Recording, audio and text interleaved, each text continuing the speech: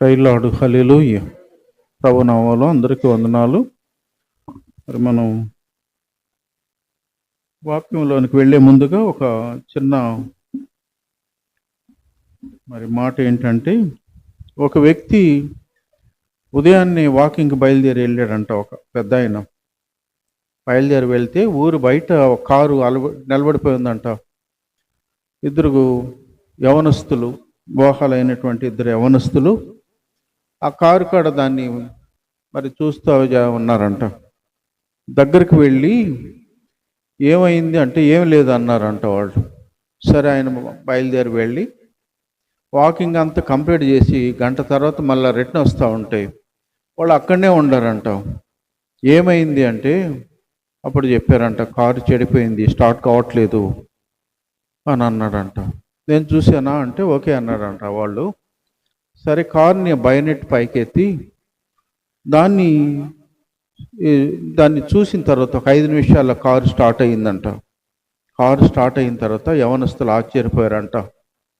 మేము మరి ఇంజనీర్స్, మేము దీని మాన్యువల్ అంతా మాకు తెలుసు, ఎంతసేపు చూసినా కూడా మాకు వీలు కాలేదు, మీరు దీన్ని ఇంత తొందరగా ఎట్లా సెట్ చేశారంటే ఆయన అన్నాడంట, దీన్ని డిజైన్ చేసింది నేను, ఈ కంపెనీకి నేను చైర్మన్ అన్నాడంట. దేవుని స్తోత్రం, హల్లెలూయా. కాబట్టి ప్రియ దేవుని బిడ్డలారా, ఈ వాస్తవం మనకు అర్థం కావాలంటే, మనం ఈరోజు సైన్స్ అనేది చాలా విస్తరించింది. ఎంత విస్తరించిందంటే మరి ఆ చంద్రమండలానికి కూడా వెళ్ళి అక్కడంతా రౌండ్లు కొట్టి వచ్చినటువంటి వాళ్ళు, ఇంకొక ఆయన అయితే ఆడ కూడా జీబు కూడా తీసుకెళ్ళి నడిపి వచ్చాడు ఆయన. అంత విస్తరించింది సైన్స్. అయితే పరిశుద్ధ గ్రంథంలో కూడా చాలామంది ఈ సృష్టిని గురించి దీన్ని పరిశోధనలు చాలామంది జరిపించారు. అయితే దాని అంతటిని గురించి మనకు అవసరం లేదు, కానీ మనం కొన్ని విషయాల గురించి మనం ఇతను సైంటిస్టులు నేర్చుకున్న దానికి, దేవుడు తెలియజేసిన దానికి ఏది ముందు ఏది వెనకాలనేది, ఏది కరెక్ట్గా ఎప్పుడు ఎవరు బయలుపరిచారని కొన్ని విషయాలు మనం నేర్చుకునే దానికి మనం ఇదను ప్రయత్నం చేద్దాం. అయితే ఒక మాట ఏంటంటే, దేవుడి చేత జ్ఞానము పొందుకున్నటువంటి వ్యక్తి ఎవరు? సొలొమోను అనేటువంటి ఆయన దేవుణ్ణి అడిగి నాకు జ్ఞానం ఇవ్వు అని జ్ఞానాన్ని పొందుకున్నాడు.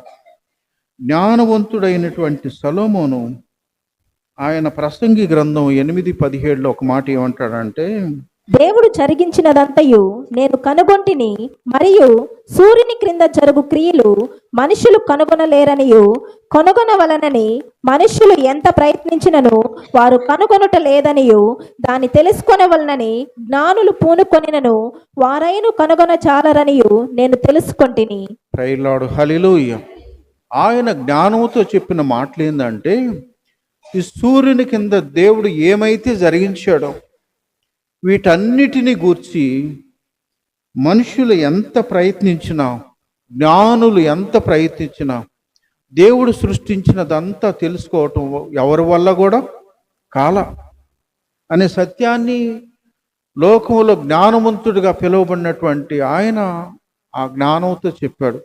దేవుడు సృష్టించిందంతా అందరికీ తెలియదు, కొన్ని విషయాలు మాత్రమే లోకం తెలుసుకుంటుంది అనే విషయాన్ని.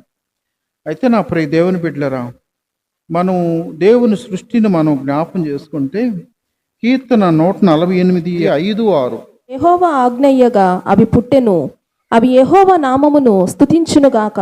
ఆయన వాటిని నిత్య స్థాయువులుగా స్థిరపరిచి ఉన్నాడు. ఆయన వాటికి కట్టడ నియమించెను, ఏదియూ దానిని అతిక్రమింపదు. చాలు.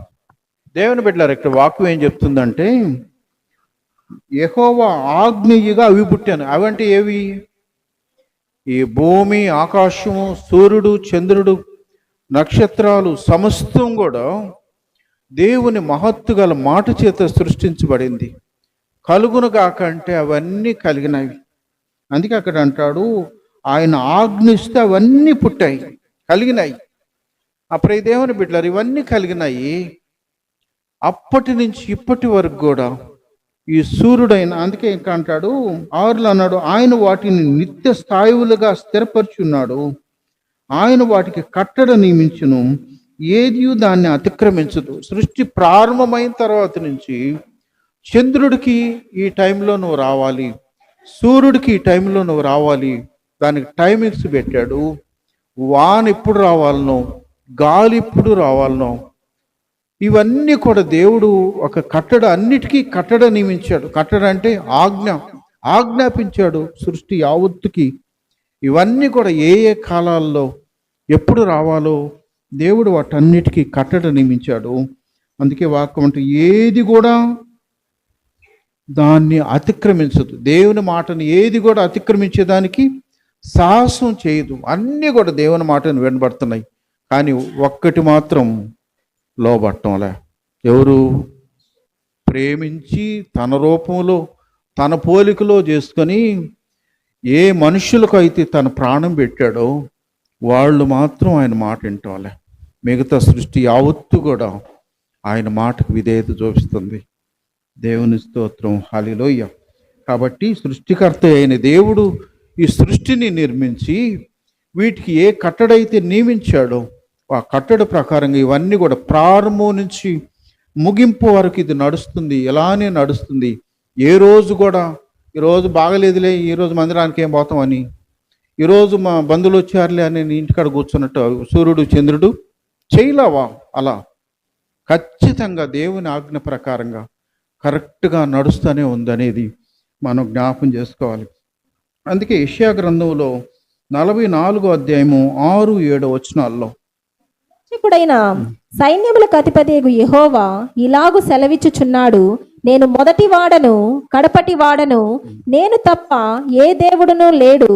ఆదిలోనున్న జనములు నియమించినది మొదలుకొని నేను తెలియచేయచు వచ్చినట్లు తెలియచేయగల వాడెవడు?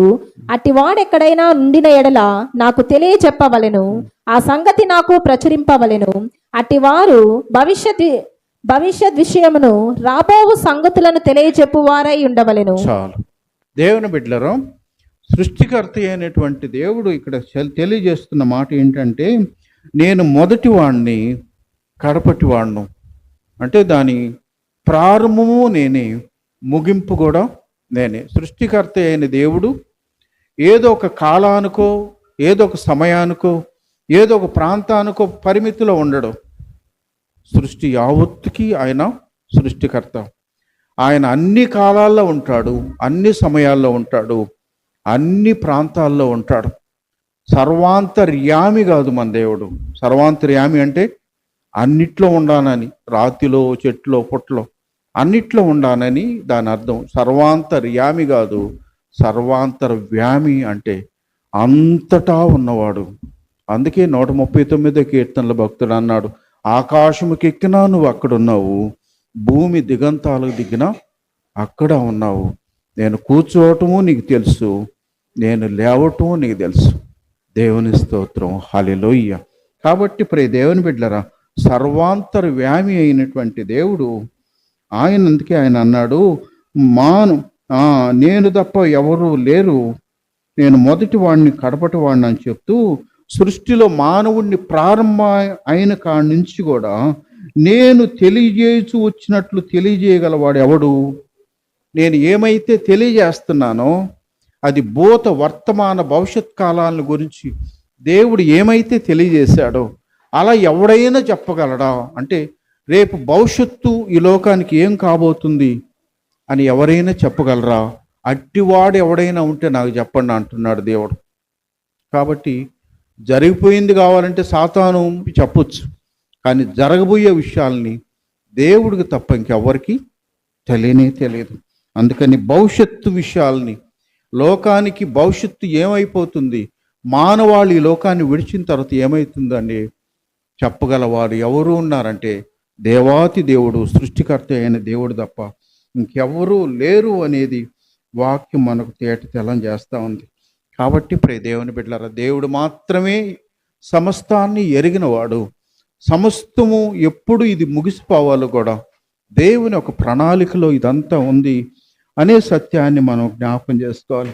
అందుకని కొన్ని విషయాలు ఈ సైంటిస్టులు కనుగొన్న దానికి దేవుడు వాటిని ఎంత ముందుగా ఆయన మహిమ కొరకు ఆయన రాయించి పెట్టాడో మనకు ఒక మాట మనం జ్ఞాపకం చేసుకుంటే, మనకు ఆదికాండంలో మొదటి అధ్యాయంలో, ఆదికాండం మొదటి అధ్యాయం 14వ వచనం పైన ఏముందంటే, మనం గమనించినట్లయితే అంతవరకు దేవుడు వెలుగును నియమించాడు. వెలుగు రాగాల్ని చీకటి అనేది వెళ్ళిపోయింది, వెలుగు వెళ్ళిపోయింది. తర్వాత రెండో రోజు ఆయన ఆకాశాన్ని భూమిని వేరుపరిచాడు, నీళ్ళను ఒక ప్రాంతంలో ఉండిచ్చాడు. తర్వాత భూమిని సృష్టించాడు. ఇవన్నీ అయిన తర్వాత 14 నుంచి మనం గమనిస్తే 4వ రోజు దేవుడు ఏం చేశాడన్న విషయాన్ని మనం గమనిస్తే, దేవుడు పగటిని రాత్రిని వేరుపరిచినట్లు ఆకాశ విశాలమందు జ్యోతులు కలుగునుగాకనియు, అవి సూచనలను కాలములను దిన సంవత్సరములను సూచించుటకై ఉండునుగాకనియు, భూమి మీద వెలుగుచ్చుటకవి ఆకాశ విశాలమందు జ్యోతులై ఉండుగాకనియు, ఆ ప్రకారమాయను. దేవుడు ఆ 2 గొప్ప జ్యోతులను, అనగా పగటిని ఏలుటకు పెద్ద జ్యోతిని, రాత్రిని ఏలుటకు చిన్న జ్యోతిని, నక్షత్రాలను చేశాను. దేవుడు 4వ దినంలో ఏం చేశాడంటే, ఆకాశములో 2 జ్యోతుల్ని చేశాడు, నక్షత్రాలని కలుగునుగాక అంటే కలిగిపోయింది. మరి ఇవన్నీ ఎందుకు అనంటే, పగలొచ్చి పెద్ద జ్యోతిని సూర్యుడిని చేశాడు, రాత్రి వచ్చి చిన్న జ్యోతిని చేశాడు. కాబట్టి ఇవి ఎందుకు 2 జ్యోతులు అనంటే, దేవుని బిడ్డలారా, అక్కడ దేవుని వాక్యమే చెప్తుంది ఎందుకు దేవుడు అలా నియమించాడంటే, అవి సూచనలను కాలములను దినములను సంవత్సరాలను సూచించుటకు. 24 గంటలు కాంగాలనే ఒక దినం అయిపోయింది అనిపిస్తుంది, 7 రోజులు కాంగాలనే ఒక వారం అయిపోయింది, 30 రోజులు అయిపోగాలనే నెల అయిపోయింది, 12 నెలలు అయిపోగాలనే సంవత్సరం. ఇవన్నీ ఎలా మనకు ఇవన్నీ జరుగుతుందంటే, ఆ జ్యోతుల ప్రభావం. పగలంతా సూర్యుడు వస్తాడు, రాత్రంధ్రుడు వస్తాడు. కాబట్టి వాటి వల్ల ఇదంతా నడుస్తుందనేది దేవుడు నియమించినటువంటి నియమం. నా ప్రియ దేవుని బిడ్డలారా, ఇక్కడ మనం ఒక మాట మనం గమనించినట్లయితే, అంటే ఈరోజు దేవుడు నియమించిన ఆ జ్యోతుల్ని మొక్కేవాళ్ళు కూడా అనేక మంది తయారైపోయారు. దేవుణ్ణి మొక్కేవాళ్ళు తక్కువైపోయినారు, దేవుడు సృష్టించిన సృష్టిని మొక్కేవాళ్ళు ఎక్కువైపోయారు. అదే దౌర్భాగ్యం. కాబట్టి మనం గమనించినట్లయితే క్రీస్తు శకం 1610లో ఒక ఆయన గలీలియో అనేటువంటి ఆయన, ఆ సైంటిస్ట్ కనుగొన్నది ఏంటంటే, చంద్రుడికి స్వయం ప్రకాశం లేదు, సొంతంగా ప్రకాశించడం అనేది. సూర్యుడికి స్వయం ప్రకాశం ఉంది, సూర్యుడు వచ్చేస్తే వెలుగు వస్తుంది, చంద్రుడికి అలా వెలుగు రావటం లేదు, స్వయం ప్రకాశం చంద్రుడికి లేదు అని అన్నాడు. తర్వాత అయితే బైబిల్ ఏం చెప్తుందంటే, యోబు గ్రంథం 25:5 వచనంలో, మరి క్రీస్తు పూర్వం 1000 సంవత్సరాలప్పుడు దేవుడు చంద్రుని గురించి చెప్పిన మాట ఏంటంటే, వాడు కాడు. దేవుని స్తోత్రం, హల్లెలూయా. దేవుడు మరి క్రీస్తు పూర్వం 1000 సంవత్సరాలప్పుడే చెప్పాడు, చంద్రుడు కాంతి లేదు ఆయనకి. ఒకడు అన్నాడంట, మనకు పొగలంటే ఎట్టా వెలుతురు ఉంటుంది, రాత్రుళ్ళు చీకట్లో మనకు చంద్రుడు వస్తున్నాడు కాబట్టి చంద్రుడు ముక్కితే బాగుండు కదా అన్నాడంట. మరి ఎర్రోడా, పగలు సూర్యుడు వస్తున్నాడు కాబట్టి సూర్యరశ్మిలో నుంచి కొంత ఆ చంద్రుడు దాన్ని గ్రహించి రాత్రుళ్ళు ఆ సూర్యరశ్మిని మనకు మరి వెన్నెలగా వస్తుంది. అంటే దాన్ని మనకు ఇంకా అర్థం కావాలంటే, మనం లైట్ ఉంది, ఛార్జ్ పెట్టిన తర్వాత చీకట్లో లైట్ దాన్ని ఆన్ చేస్తే వెలుతురు వస్తుంది. అదేవిధంగా చంద్రుడు అది సూర్యుడిలో నుంచి క్రాంతిని కొంత గ్రహించి రాత్రులు దాన్ని మనకు వెలుతురుని ప్రసరిస్తున్నాడు అని దాని మరి గలీలియో కనుక్కోక మునుపు క్రీస్తు పూర్వమే 1000 సంవత్సరాలు, అంటే టోటల్గా 2610 సంవత్సరాలకు మునుపు బైబిలు ఆ మాటలను తేటతెల్లం చేసింది. కాబట్టి ఏది ఎంత ముందుగా దేవుడు చెప్పాడు. కానీ ఈయన గలీలియో కనుగొన్నదాడని చెప్పి ఆయనకి అవి బహుమానాలు బిరుదులన్నీ ఇచ్చారు. కానీ పరిశుద్ధ గ్రంథంలో 1000 సంవత్సరాల క్రితమే దేవాతి దేవుడు ఆయన రాయించి పెట్టాడన్న విషయాన్ని గ్రహింపులోనికి లేదు. రెండవ మాటగా గమనిస్తే, ఎడ్మండ్ హెయిలీ అనేటువంటి ఆయన క్రీస్తు శకం 1100 సంవత్సరాలప్పుడే నక్షత్రాలు కదులుతున్నాయి, నక్షత్రాలు స్థిరంగా లేవు, ఈ నక్షత్రాలన్నీ కూడా కదులుతున్నాయని మరి అక్కడ రాసి పెట్టాడు. అయితే బైబిల్లో దేవుడు యోబు ద్వారా 38:32లో నక్షత్ర రాసులను వచ్చునట్లు చేయగలవా? సప్తర్షి నక్షత్రములను వాటి ఉప నక్షత్రములను నీవు నడిపింపగలవా? చాలు, ప్రైలాడు, హల్లెలూయా. వాటి కాలములో ఆ నక్షత్రాలని నడిపించేవాడు దేవుడేనని మరి క్రీస్తు పూర్వం 2100 సంవత్సరాల క్రితమే పరిశుద్ధ గ్రంథంలో దేవుడు వాటిని రాయించి పెట్టాడు. దేవుని స్తోత్రం, హల్లెలూయా. ఇంకా మనకు మూడో విషయంగా గమనిస్తే ఆర్యభట్టు అని ఆయన క్రీస్తు శకం 1522లో ఆయన చెప్పినటువంటి మాట ఏంటంటే, భూమి బల్లపరుపుగా ఉంది అని ఆయన పరిశోధనలో తేటతెల్లం చేశాడు. భూమి బల్లపరుపుగా ఉందని ఆయన చెప్పాడు. అయితే ఆయన తర్వాత ఇస్సాక్ న్యూటన్, ఆ న్యూటన్ ఏం చేశాడు, క్రీస్తు శకం 1648లో భూమి ఏటవాలుగా ఉంది, బల్లపరుపులాగా లేదు, ఇది ఏటవాలుగా ఉందని ఆయన న్యూటన్ తెలియజేశాడు. నా ప్రియ దేవుని బిడ్డలారా, పరిశుద్ధ గ్రంథం బైబిల్ ఏం చెప్తుంది అంటే, యోబు 26వ అధ్యాయము 7-9 వచనాల్లో గమనిస్తే, ఉత్తర దిక్కుననున్న ఆకాశ విశాలమును ఆయన పరిచెను, శూన్యము పైని భూమిని వ్రేలాడ చేసెను. దేవుని స్తోత్రం, హల్లెలూయా. శూన్యములో భూమిని ఏం చేశాడు దేవుడు? వేలాడదీశాడంట. అంటే భూమి ఇది శూన్యము, దీని పైన సపోర్ట్ లేదు, కింద సపోర్ట్ లేదు, ఈ మధ్యలో భూమిని వేలాడదీశాడంట. మనం గమనించినట్లయితే దేవుడు సృష్టించిన గోళాలన్నిటికంటే భూమి చాలా చిన్నది. భూమి అన్నిటికంటే చిన్నది భూమి. నా ప్రియ దేవుని బిడ్డలారా, భూమిని ఆ శూన్యములో దేవుడు వేలాడదీశాడంట. ఎలా వేలాడదీస్తే ఎలా ఉండిపోయింది అది? దేన్ని మనం నిలబడాలంటే సపోర్ట్ కావాలి కదా, సపోర్ట్ లేకుండా శూన్యములో ఎలా నిలబడింది అనే దానికి మన వాక్యాన్ని గమనిస్తే, అందుకే వాక్యం అంటుంది, ఆయన మహత్తు గల మాట. దేవుని స్తోత్రం, హల్లెలూయా. దేవుని మహత్తు కలిగిన మాట కలుగునుగాక అంటే శూన్యముల భూమి ఇట్ట వేలాడుతూ ఉంది. నా ప్రియ దేవుని బిడ్డలారా, ఒక్క మాట మనం గమనించినట్లయితే, వేలాడుతున్నటువంటి ఈ భూమి మనకేమన్నా కదిలినట్టు ఎప్పుడన్నా ఉంటుందా? కనీసం మనం గమనించినట్లయితే చెక్కు చెదరకుండా అలానే ఉంది. భూమి మీద అనేక ఈ బాంబులు పెట్టి అవి పెట్టి ఇవి పెట్టి బద్దలు చేస్తూ ఉన్నప్పటికీ చెక్కు చెదరకుండా భూమి కతక్కన అట్లనే ఉండిపోయింది.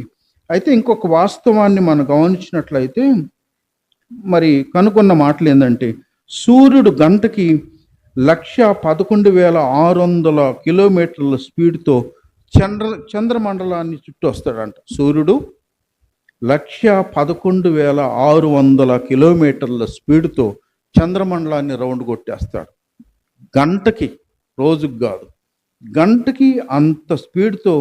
అందుకని ఎంత స్పీడ్ అది? 111,600 కిలోమీటర్ల స్పీడ్తో అది రౌండ్ కొడతాడని ఉంది. తర్వాత భూమి తన చుట్టూ తాను తిరిగేదానికి, ఈ భూమి తన చుట్టూ తాను కూడా తిరుగుతూ ఉంటుందంట. 24 గంటలు పడుతుందంట తన చుట్టూ తాను ఈ భూమి తిరిగేదానికి. ఎంత స్పీడ్తో? 1000 కిలోమీటర్ల స్పీడ్తో తన చుట్టూ తాను తిరుగుతుంటుంది. అంటే భూమి మీద ఉన్నటువంటి మనం కనీసం ఇది కదిలినట్టు కానీ, జరిగినట్టు కానీ, ఒరిగినట్టు కానీ ఎప్పుడూ లేనేలేదు. ఇంతెందుకు, మనం కారులో కూర్చున్నప్పుడు కారు 100 కిలోమీటర్ల స్పీడ్ దాటాడు అనుకో, మనం లోపల కూర్చున్న వాళ్ళకి భయం వేస్తుంది. అరే ఎంత స్పీడ్ తగ్గించమంటుంటాం. కానీ ప్రియ దేవుని బిడ్డలారా, మరి ఈ భూమి 1000 కిలోమీటర్ల స్పీడ్ తిరిగితే, మన ట్రైన్స్ చూసారా? వందే భారత్ ట్రైన్ ఒక సెకండ్స్లో వెళ్ళిపోతుంది. అది దబ అంటే వెళ్ళిపోతుంది. అది మరి అంత స్పీడ్ దానికి పెట్టాడు. కానీ లోపల కూర్చున్న వాళ్ళకి కతక్కని ఉంటుంది. కానీ ఈ భూమి 1000 కిలోమీటర్ల స్పీడ్తో గంటకి తిరుగుతుంటే దీని మీద కూర్చున్న మనకు కదిలినట్టు కానీ, ఏమి షేక్ అయినట్టు కానీ ఏమి లేదు. కారులో కూర్చుంటే 100 కిలోమీటర్ల స్పీడ్కి అల్లాడిపోతుంటే, ఇన్ని కిలోమీటర్ల స్పీడ్తో భూమి తిరుగుతుంటే మనకేమన్నా కొంచెం కదులుతుందా? లేనే లేదు. ఎందుకంటే దేవుని ఆజ్ఞ ప్రకారంగా అంత ఖచ్చితంగా భూమి తన చుట్టూ తాను తిరుగుతుంది. ఇది ఎంత గొప్ప దేవుడు, దేవుని అనంత జ్ఞాని అయిన దేవుడని ఆయన జ్ఞానాన్ని శోధించటం అసాధ్యం అంటుంది వాక్యం. దేవుని స్తోత్రం, హల్లెలూయా. ఇంకా కూడా చంద్రుడు భూమి రెండు కలిసి మరి చంద్రుడు భూమి చుట్టూ తిరిగేదానికి ఒక నెల పడుతుందంట. చంద్రుడు ఈ భూమి చుట్టూ తిరిగేదానికి ఒక నెల రోజులు పడుతుంది. ఇంకా మనం గమనిస్తే చంద్రుడు భూమి సూర్యుని చుట్టూ తిరగాలంటే సంవత్సరం పడుతుందంట. ఈ రెండు కలిసి భూమి చంద్రుడు సూర్యుని చుట్టూ తిరిగేదానికి సంవత్సరానికి ఒకసారి ఇవన్నీ కూడా రౌండ్ కొట్టేసి, కానీ ఇవన్నీ తిరుగుతున్నా 1000 కిలోమీటర్ల స్పీడ్తో తిరుగుతున్నా మనకు మాత్రం ఇది కదలకుండా స్థిరంగా ఉందంటే దేవుని మాట ఎంత పవర్ఫుల్లో మనకు ఇక్కడ అర్థమవుతుంది. దేవుని స్తోత్రం, హల్లెలూయా. ప్రియ దేవుని బిడ్డలారా, ఇంకా మనం గమనించినట్లయితే మనం నికోలాస్ కోపర్నైజ్ అనేటువంటి ఆయన క్రీస్తు శకం 1043లో భూమికి కదలిక ఉంది, భూమి కదులుతుందని ఆ సైంటిస్టు 1043లో కనుగొన్నాడు ఆయన. అయితే యోబు గ్రంథం 9వ అధ్యాయము మనం 5 నుంచి గమనిస్తే, తెలియకుండా పర్వతములను తీసివేయవాడు ఆయనే, ఉగ్రత కలిగి వాటిని బోర్లతోయవాడు ఆయనే, భూమిని దాని స్థలములో నుండి కదిలించువాడు ఆయనే. దేవుని స్తోత్రం, హల్లెలూయా. ఈ భూమిని కూడా దేవుడు కదుపుతాడంట. భూమిని కదిపినప్పుడు భూమి కూడా పక్కకి జరుగుతుంది అనేది మనకి ఇక్కడ వాక్యం. అందుకని ఇందాక మనం అన్ని 1000 కిలోమీటర్ల స్పీడ్తో ఇవన్నీ కూడా తిరుగుతూ ఉన్నా కదలకుండా చెక్కు చెదరకుండా ఉంది అని అంటే ఇవన్నీ కూడా దేవుని అనంత జ్ఞాని అయిన దేవుని యొక్క మాటకు ఎంత పర్ఫెక్ట్గా సృష్టి యావత్తు నడుస్తుందో మనకి ఇక్కడ అర్థమవుతా ఉంది.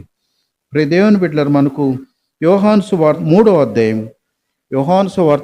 అధ్యాయం 8వ వచనములో మరి నికోదేము అనేటువంటి వ్యక్తితో ప్రభువు మాట్లాడుతూ మరి ఆయన అన్నాడు 8వ వచనములో, గాలి తనకిష్టమైన చోటను విసురును, నీవు దాని శబ్దము విందువే కాని అది ఎక్కడి నుండి వచ్చునో ఎక్కడికి పోవునో నీకు తెలియదు. దేవుని స్తోత్రం, హల్లెలూయా. ఇక్కడ ప్రభువు నికోదేముతో మాట్లాడుతూ అన్నాడు, నీవు భూమిని నీవు దాని శబ్దం వింటావు, ఆ గాలి కొడుతుందని నువ్వు అనుభవిస్తావు, అంతవరకే నీకు తెలుసు. అది గాలి ఎక్కడి నుంచి వస్తుంది, ఎక్కడికి పోతుంది, తర్వాత కొన్నిసార్లు మనకు గాలి లేకుండా ఉన్నప్పుడు అది యాడుంటుంది నీకు తెలియదు అని ప్రభువు ఆయనతో చెప్పాడు. అయితే పరిశుద్ధ గ్రంథంలోని దానికి జవాబు ఇర్మియా గ్రంథం 10వ అధ్యాయము 12వ వచనములో అక్కడ దేవుడు ఆయనతో మాట్లాడుతూ అన్నాడు, తన బలము చేత భూమిని సృష్టించెను, తన జ్ఞానము చేత ప్రపంచమును స్థాపించెను, తన ప్రజ్ఞ చేత ఆకాశమును విశాలపరచెను. ఆయన ఆజ్ఞ ఇయ్యగా జలరాశులు ఆకాశ మండలములో పుట్టును, భూమి అంత భాగములో నుండి ఆయన ఆవిరి ఎక్కచేయును, వర్షము కలుగునట్లుగా ఆయన మెరుపులు పుట్టించును, తన ధనాగారములో నుండి గాలిని రావించును. దేవుని స్తోత్రం, హల్లెలూయా. ఇవన్నీ కూడా ఆయన తన బలము చేత ఆజ్ఞ ఇస్తే అవన్నీ కూడా కలిగిపోతున్నాయి. అయితే గాలి ఆడుందంట, తన ధనాగారములో నుంచి గాలిని రప్పిస్తారంట. మనం కూడా డబ్బులు దాచిపెట్టుకునే లాకర్లు ఉంటాయి, లాకర్లో నుంచి డబ్బులు తీస్తుంటాం. దేవుడు తన ధనాగారములు ఏం దాచిపెట్టాడంట, గాలిని దాచిపెట్టాడంట. అది ఏ టైంలో మనకు గాలి రావాలనో, ఏ టైంలో అక్కడ ధనాగారంలో సేఫ్టీగా ఉండాలనో అది దేవుని నిర్ణయం ప్రకారంగా జరుగుతుందనేది ఇక్కడ వాక్యం చెప్తుంది. కేవలం గాలిని మాత్రమే కాదు, దేవుడు సృష్టించిన ప్రతిదాన్ని కూడా దేవుడు ఏది కూడా ఒట్టిగా ఎంతో కొంతలని చెప్పేదానికి లేదు, కానీ ప్రతిదానికి కూడా సృష్టిలో లెక్క ఉందనేది మనకు అర్థమవుతుంది. యెషయా గ్రంథం 40:12 అంటాడు, జలములు కొలిచిన వాడెవడు, పొడిసిటిలో జలములు కొలిచిన, అంటే పొడిసిటి అంటే ఇది ఇట్లా పెడితే ఈ కొంచెం నీళ్లు పడతాయి దీంట్లో, మనకైతే ఇట్లా పెడితే కొంచెం నీళ్లు పడతాయి అని, కానీ దేవుని పొడిసిటితో ఈ జలాల్ని కొలిచాడంట. ఎక్కడెక్కడ ఉండే అన్ని భూమి మీద సముద్రాల్లో ఎక్కడెక్కడైతే నీళ్లు ఉన్నాయో ఇవన్నీ కూడా ఆయన పొడిసిటితో నీళ్లను కొలిచాడు అన్నాడు. జానతో ఆకాశములు కొల చూసిన వాడంట. జాన్ వేస్తే ఆకాశం నుంచి కొలత ఎంత ఉందో జాన్ పెట్టి చూశాడంట. ఏసన్న కూడా పాట కూడా పాడినారు. ఆకాశ గగనాలను నీ జానతో కొలిచితివే,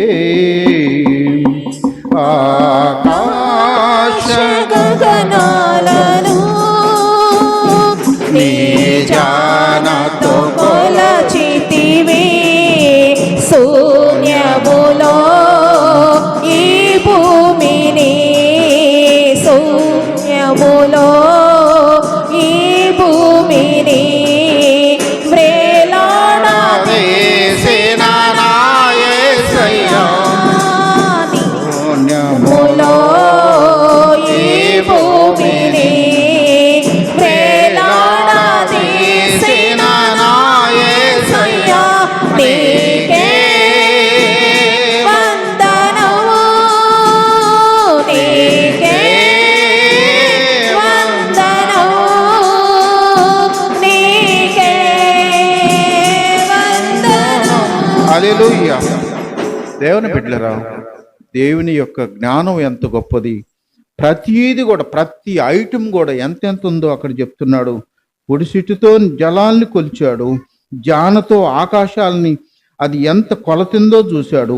భూమిలోని మన్ను మట్టి ఎన్ని టన్నులుందో కూడా మన్నును కొలపాత్రలో ఉంచాడంట. ఆయన కొలత వేసాడంట మన్నుని. అంతేకాదు త్రాసుతో పర్వతాలని తూచాడంట. పర్వతాలను కూడా త్రాసులో పెట్టి తూసి దీనికి ఎంత వెయిట్ ఉంది, ఇన్ని టన్నులని దేవుడు లెక్కలు కట్టాడంట. తూనుగు చేత కొండలను దూచాడంట. కొండలను కూడా దేవుడు అంటే ఏది కూడా మన కంటికి అంగుసొంగు లేకుండా ఉంటే ఉండొచ్చు, కానీ ప్రతీది కూడా దేవుని దగ్గర కొలతుంది అనని ఇవన్నీ కూడా దేవుని ప్రణాళికలో వీటన్నిటికీ దేవుడు ఆయన నాలెడ్జ్లో ప్రతీది ఎంత ఉందో ఏముందో ఇవన్నీ కూడా ఉన్నాయి మనకు వాక్యం చాలా స్పష్టంగా తేటతెల్లం చేస్తుంది.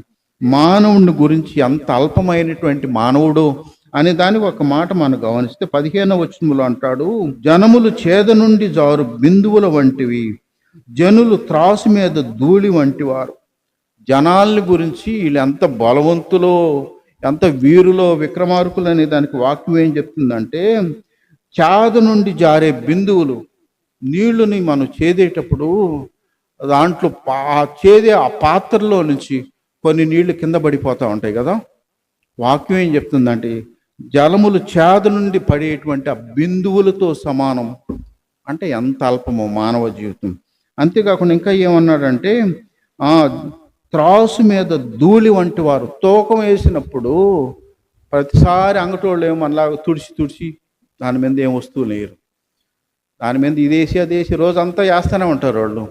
కానీ అది వేస్తున్నప్పుడు దాని మీద ధూళి ఎలా ఉంటుంది, దానికి అంటుకొని పోతూ ఉంటుంది.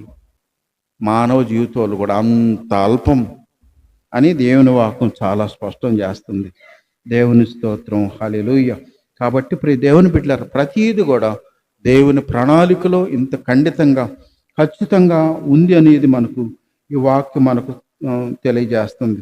తర్వాత అమెరికా దేశస్థులు 1991లో వాళ్ళు మరి బయోస్ఫియర్ 2 అని ఒకటి ఏర్పాటు చేశారు. అదేంటంటే అమెరికా దేశంలో ఆరిజోనా అనేటువంటి ఎడారి ఉంది. టెక్సన్ టౌన్కి 35 కిలోమీటర్ల దూరంలో ఉంటుంది. ఆ ప్రాంతంలో 25,000 ఎకరాలని వాళ్ళన్నీ కూడా మొత్తం 25,000 ఎకరాలని మొత్తము ఆక్సిజన్ లేకుండా మొత్తం బంధించేశారు. వాళ్ళు ఆక్సిజన్ లేకుండా చేసి ఆ మధ్యలో ఒక గ్లాస్తో ఒకటి నిర్మించేసుకున్నారు. లోపల ఆక్సిజన్ అనేది పోయేదానికి లేకుండా వాళ్ళు అలా ఏర్పాటు చేశారు. అలా ఏర్పాటు చేసి అంటే దేవుడి నుంచి వచ్చే ఈ ఊపిరి ఇది లేకుండా మేము కూడా ఊపిరి తయారు చేస్తాము. ఇప్పుడు ఆక్సిజన్ ఉంది కదా, మన కరోనా వచ్చినప్పుడు దాని విలువ కూడా తెలిసిపోయింది మనకు. ఆక్సిజన్ మనం 2-3 రోజులకే 1000 బిల్లు కడతాడు. మన బ్రతిని కొన్ని సంవత్సరాల పాటు దేవుడు ఉచితంగా ఆక్సిజన్ ఇస్తున్నాడు. ఉచితంగా నీళ్ళు ఇస్తున్నాడు, ఉచితంగా వర్షం వేస్తున్నాడు, అన్నీ ఉచితమే దేవుడు ఇచ్చింది. అన్నిటికీ డబ్బులు కట్టి పనితే వాటికే సరిపోతుంది.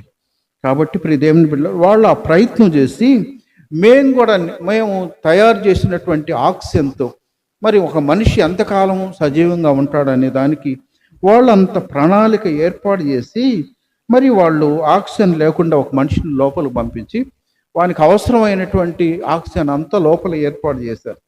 ఏర్పాటు చేసిన తర్వాత 6 నెలల్లోనే వాడు బయటకు వచ్చేసాడు.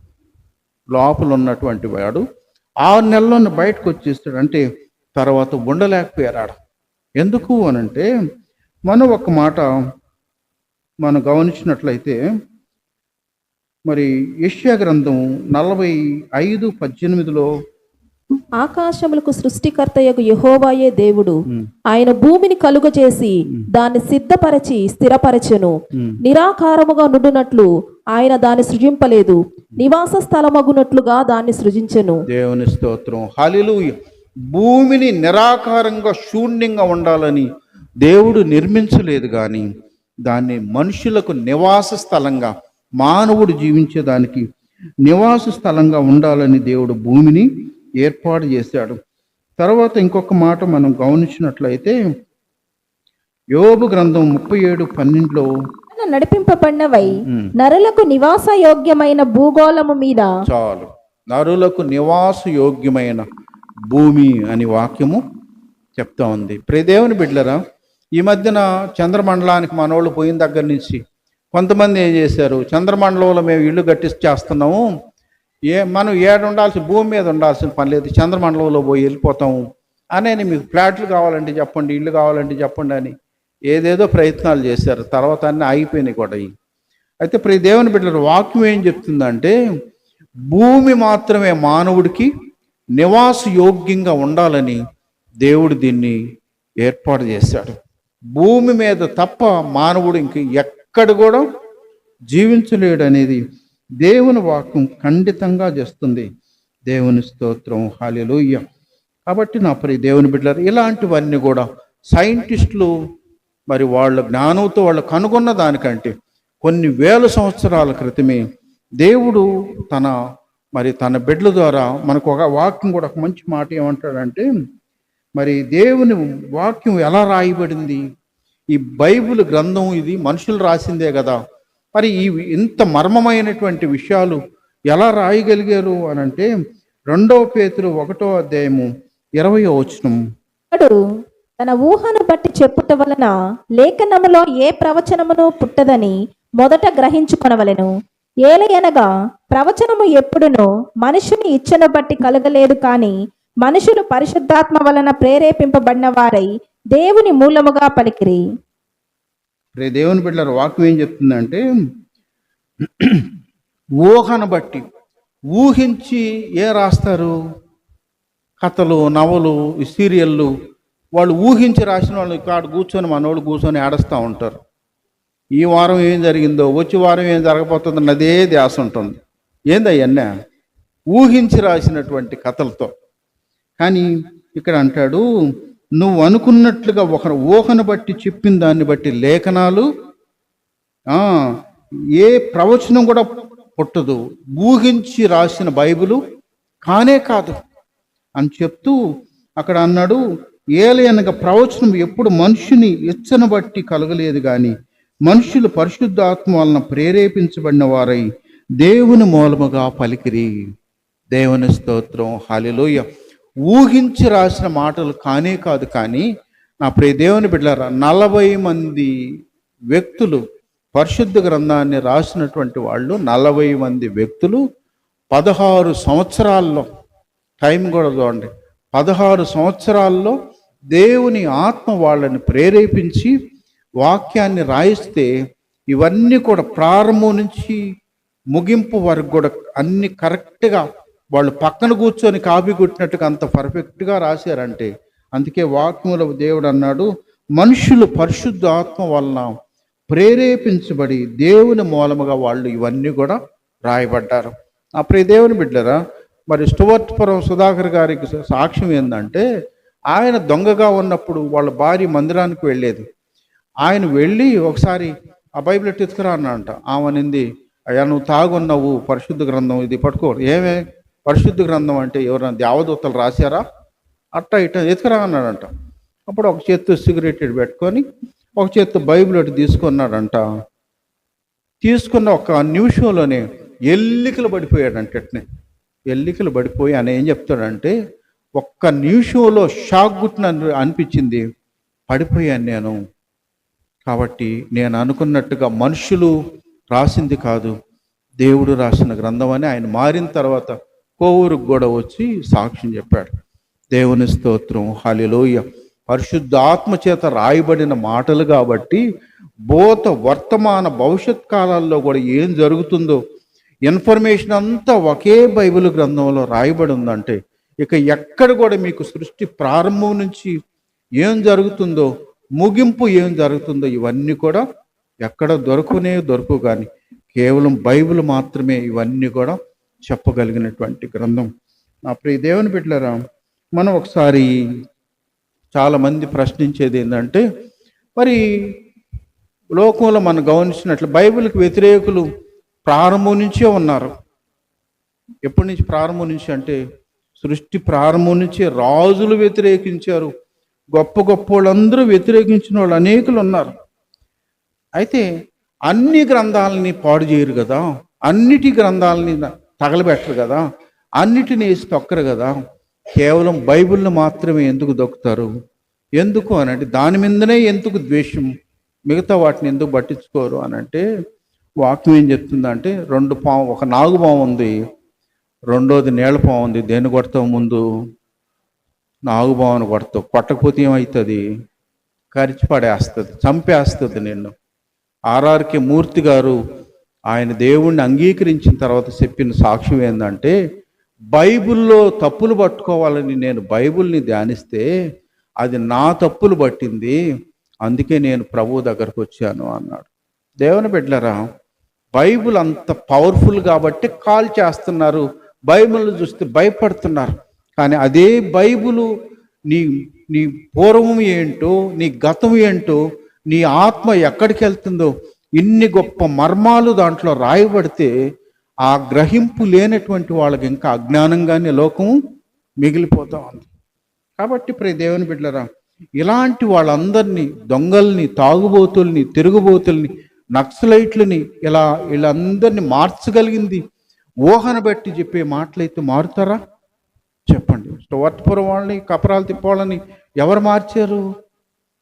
దేవుని మాటలు వాళ్ళకు వచ్చిన తర్వాత పెద్ద పెద్ద దొంగలంతా మారిపోయారు. ఒక దొంగ చెప్పిన సాక్ష్యం, మునుపు ఫలాని ఇంటికి వెళ్ళాలంటే ఖచ్చితంగా ఇంట్లో కొట్టేసేవాళ్ళం, మారిన తర్వాత కేజీ బంగారం నా కంటి ముందు పెట్టినా దాన్ని చూసి కూడా వెళ్ళిపోతున్నాం, ప్రభు అంతగా మమ్మల్ని మార్చారన్నారు. కాబట్టి ప్రియ దేవుని బిడ్డ, ఇలా బ్రతుకులు మార్చగలిగినటువంటి సమర్థత, శక్తి దేవుని మాటలు, జీవము కలిగినటువంటి దేవుని మాటలకు ఉంది. ఆయనకు మాత్రమే సాధ్యం, కానీ ఇది ఎవరికి సాధ్యం కానే కాదు. దేవుని స్తోత్రం, హల్లెలూయా. మనం గమనించినట్లయితే సృష్టి ప్రారంభం నుంచి కూడా దేవునికి ప్రజలకు విరోధంగా అపవాది అనేక కార్యాలు జరుగుతూనే ఉన్నాయి. మనం గమనించినట్లయితే రోమ్లో మొదటి శతాబ్దం ప్రభువు ఆ యొక్క ఆరోహణమైన తర్వాత నుంచి కూడా తొలి 300 సంవత్సరాలు భయంకరమైన శ్రమలు అనుభవించారు క్రైస్తవులు. ఆ 300 సంవత్సరాల్లో ఒక పక్క శ్రమలను ఎదుర్కొంటూ నిలబడ్డారు వాళ్ళు. అయితే అలాంటిటప్పుడు మరి డెక్లీషన్ అనేటువంటి ఒక వ్యక్తి, ఆయన పోపు ఆయన అయ్యి, అలాంటప్పుడు బైబిల్ ఎక్కడెక్కడైతే ఉన్నాయో వాటన్నిటినీ తెమ్మని చెప్పాడు. తెచ్చి వాటన్నిటిని కాల్ చేశాడు. బైబిల్ లేకుండా చేయాలని ఆయన మొదటి శతాబ్దంలోనే కాల్ చేశాడు. కాల్ చేసిన తర్వాత కాన్స్టెంట్ అనేటువంటి ఒక వ్యక్తి వచ్చాడు. అదే పోస్టులోకి కాన్స్టెంట్ అటువంటి ఆ వ్యక్తి వచ్చి అప్పుడు క్రిస్టియన్స్కి ఏం చెప్పాడంటే, బైబిల్ని నేను ప్రింట్ చేపిస్తున్నాను, కాబట్టి మీ దగ్గర ఏమన్నా ఉంటే చెప్పండి అంటే 50 బైబిల్స్ దాకా వచ్చేసినాయి. అంటే ఒక పక్క ముందు వాడు తగలబెట్టినప్పుడు అన్నీ కాల్చేసా అనుకున్నాడు, కానీ ఇప్పుడు మళ్ళా చూస్తే 50 బైబిళ్ళు మళ్ళా కలెక్ట్ అయినప్పుడు ఆయన కాన్స్టెంట్ అనేటువంటి ఆయన పీరియడ్ అంతా కూడా దేవుని బిడ్డలు ప్రశాంతంగానే కాలం గడిపారు. అయితే నా ప్రియ దేవుని బిడ్డలు, వాల్టేర్ అనేటువంటి ఒక వ్యక్తి, ఒక ధనవంతుడు, ఆయన ఏం చేశాడు, 50 సంవత్సరాల్లో క్రైస్తవాన్ని నేను నామరూపాలు లేకుండా చేస్తానని చెప్పి తన ధనవంతా హెచ్చించి బైబిల్ అన్నిటిని కొని మొత్తం గొట్టేసి కాల్చేశాడు. ఆయన కాల్చేసి ఆయన ప్రింటింగ్ ప్రెస్ ఒకటి కొనుక్కొని ఆడన్ని ప్రభువుకి క్రైస్తవ్యానికి వ్యతిరేకంగా పాంప్లెట్లు తయారు చేసి దేశం అంతా పంచాడు. 50 సంవత్సరాల లోపే వాడు చచ్చిపోయాడు. ఎవడైతే 50 ఏళ్లలో నాశనం చేస్తానన్నాడో వాడు 50 ఏళ్లలో వాడు చనిపోయాడు. వాడు చనిపోయిన తర్వాత వాడు కొడుకు ఏం చేశాడు, ఎంత పెద్ద బిల్డింగ్ మాకెందుకని క్రైస్తవులకి ఆ బిల్డింగ్ని అమ్మేశాడు. అదే బైబిల్ సొసైటీ వాళ్ళు ఆ బిల్డింగ్ కొనుక్కొని ఆ బిల్డింగ్లో 2 దేశాలకి బైబిల్స్ని ప్రింట్ చేసి సప్లై చేసే కేంద్రంగా తయారైపోయింది. దేవుని స్తోత్రం, హల్లెలూయా. ఇలా ప్రారంభం నుంచి ఎత్తుకుంటే బైబిల్కి ఒడిదుడుకులు, ఆటంకాలు, అపవాది కుయుక్తులు ఎన్నో లెక్కలేనన్ని జరిగినాయి, కానీ ఇది ఇంకా నిలబడి ఉంది, ఎప్పటికీ కూడా నిలబడే ఉంటుంది. ఒక మాట దీన్ని చదవండి, 119వ కీర్తన 89వ వచనం ఉందంట వాక్యము. ఆకాశమందు నీ వాక్యము నిత్యము నిలకడగా ఉంటుందంట. ప్రతి దేవుని బిడ్డలారా, లోకంలో ఎలాంటి దుర్మార్గులు తయారైపోయి బైబిల్ని, క్రైస్తవ్యాన్ని ఈరోజు ఒక్కొక్కడు వేషాలు మాట్లాడుతూ ఉంటే భయంకరంగా ఉంది పరిస్థితి. అప్పుడు ఈ దేవుని బిడ్డలారా, ఎవరు ఏం చేసినప్పటికీ దేవుడు తన వాక్యం ఏడదాచి పెట్టాడంట. ఆకాశమందు నిత్యము నిలకడగా ఉంటుంది వాక్యాన్ని. ఈ తరం కాకపోతే ఎన్ని తరాలైనా అట్లనే ఉంటుంది వాక్యం. కాబట్టి ప్రతి దేవుని బిడ్డలారా, బైబిల్లో రాయబడిన ప్రతి మాట సత్యం. ఎంత సత్యమో తెలుసా? బైబిల్లో వాక్యం ఏం చెప్తుంది? యాకోబు 4:7 మీరు అపవాదిని గద్దించండి, వాడి పారిపోతాడు అన్నాడు. ప్రభువు మాట ప్రకారంగా మరి మన వాళ్ళ విశ్వాసుల్లో దయ్యాలు పట్టిన వాళ్ళకి ఏం చేసాము? ప్రభు మాట ప్రకారంగా యేసు నామములో దయ్యమా పో అంటే పోయిందంటే ఈ మాటకు పవర్ ఉందా లేదా చెప్పండి? ఉంది. కాబట్టి యేసు నామములో దయ్యమా పో అంటే ఆయన చెప్పిన ప్రకారం వెళ్ళిపోయినాయి అన్నీ. మీరు అందరూ కూడా తలతో చూశారు. మొన్న మనం సువార్తకు వెళ్ళినప్పుడు మరి ఒక వ్యక్తి, ఒక కుటుంబం వాళ్ళ ఇంట్లో ప్రార్థన చేయమని చెప్పి వెళ్ళారు. సరే వాళ్ళ ఇంటికి వెళ్తా మరి లేట్ అవుతుందేమో అనుకుంటా వెళ్ళాను నేను. ఆ ప్రహరీ గేటు తీసుకొని ఇట్లా లోపలికి ఎంటర్ అయ్యాము. మంచంలో ఇట్లా పడిపోయినటువంటి ఆమె పైకి అంటే కూర్చునింది. యేసయ్యా నన్ను కాల్ చేయొద్దు అని అరుస్తామని. మేము కనీసం యేసు నామములో ఎళ్ళు అని చెప్పలేదు, ఏమీ లేదు. వాకిలు తీసుకొని లోపలికి ఎంటర్ అయ్యాము. మనోళ్ళు చాలామంది ఉన్నారు. అవి మమ్మల్ని లోపలికి వెళ్ళంగానే యేసయ్యా కాల్ చేయొద్దు అన్నాడు. అంటే మన పక్షంగా ఎవరున్నారు? ప్రభు ఉన్నాడు. ఆయన అక్కడ మేమేం అనలేదు. ఇంకా దాన్ని ప్రభు నామములో గద్దించిన తర్వాత నార్మల్ అయిపోయింది. అప్పుడు చెప్పి వాళ్ళకి దేవుని మాటలు చెప్పి వచ్చేసాం. కాబట్టి ప్రియ దేవుని బిడ్డలారా, ఆయన నామములో దెయ్యాలు మీకు లోబడుతున్నాయి, ఆయన నామములో మీకు రోగాలు లోబడుతున్నాయి అంటే ఇది మన గొప్పతనం కాదు, కానీ ప్రభువు చెప్పిన మాట, ఆ మాటకున్న పవర్ అలాంటిది. కాబట్టి అదే పవర్తో ఆయన చెప్పాడు. ఆయన రాకడకు, రెండవ రాకడలో అయ్యా నువ్వు ఎప్పుడు వస్తావు అంటే అన్నాడు, నా రాకడకు మునుపు ఇలాంటి యుద్ధాలు, భూకంపాలు, కరువులు, సునామీలు, కుటుంబాల్లో ప్రేమ చల్లారిపోవటం, దేవుని బిడ్డలకు శ్రమలు కలగటం కూడా ఇవన్నీ కూడా ప్రభువు చెప్పాడు. చెప్పినట్లుగా ఇవన్నీ జరుగుతున్నాయి. ఇలాంటప్పుడు నువ్వు స్థిరంగా ఉంటావా లేక జారిపోతావు? మొదటివాడు చటపట. ఇవన్నీ జరుగుతున్నప్పుడు అమ్మో నా వల్ల కాదులని జారిపోతావా? ఇలాంటివన్నీ జరుగుతుంది. ప్రభువు రాకడ వచ్చేసింది. కాబట్టి ప్రభు దగ్గరగా ఉన్నాడు. కాబట్టి నేను ఇంకా సిద్ధపడాలని ఒక పక్క ఆ బిడ్డలను చూసి మనం నేర్చుకోవచ్చు. ఒక భయంకరమైన హింసతో ఆ ఉత్తర ప్రాంతం అంతా అల్లాడిపోతుంటే అక్కడ దేవుని బిడ్డలు స్థిరంగా నిలబడ్డారు. శ్రమలైన, కష్టమైన, ఉండేదానికి ఇల్లు లేకపోయినా. మీకు తెలుసా, ఒక 3 కుటుంబాల వాళ్ళు ఛత్తీస్గఢ్లో పిల్లలు ఉన్నారు, ముసలోళ్ళు ఉన్నారు. వాళ్ళు ప్రభువు కోసం నిలబడితే వాళ్ళు గర్వాప్స్ పేరుతో మీరు రిటర్న్ వచ్చేయాలని వాళ్ళ బలవంతం పెడితే స్థిరంగా ఉన్నారు. వాళ్ళు స్థిరంగా ఉన్నారు. తర్వాత చూస్తే ఆ 3 కుటుంబాలని అడవికి వచ్చేస్తారు. అడవిలో ఉన్నారు వాళ్ళు. అదే నువ్వు నేనైతే ఒప్పుకుంటామా? చిన్న బిడ్డలు ఉన్నారు, ముసలోళ్ళు ఉన్నారు. ఎన్ని సాకులు చెప్తాం మనకు? వాళ్ళని చూసి మనం నేర్చుకోవాలి. దేవుని కోసం ఎంత పర్ఫెక్ట్గా, ఎంతగా తెగించి ప్రభు మహిమ కొరకు నిలబడుతున్నారు. మనం తెగించి ఆదివారం దేవుని సన్నిధికి రాలేం. పనులు అది ఇది ఏదేదో సాకులు చెప్తుంటాం. కానీ ప్రభువు కొరకు ఒకసారి వాళ్ళని చూడాలి మనం. కాబట్టి ప్రభువు రాకడ సమీపంగా ఉంది. నువ్వు స్థిరంగా ఉంటే ఆయన చెప్పినట్లుగా ఎత్తబడే గుంపు ఉండి పరలోకంలో ఉంటావు. జారిపోతే నరకాగ్నిలో ఉంటావు. దేవుడి మాటలు దీవించును గాక. హల్లెలూయా.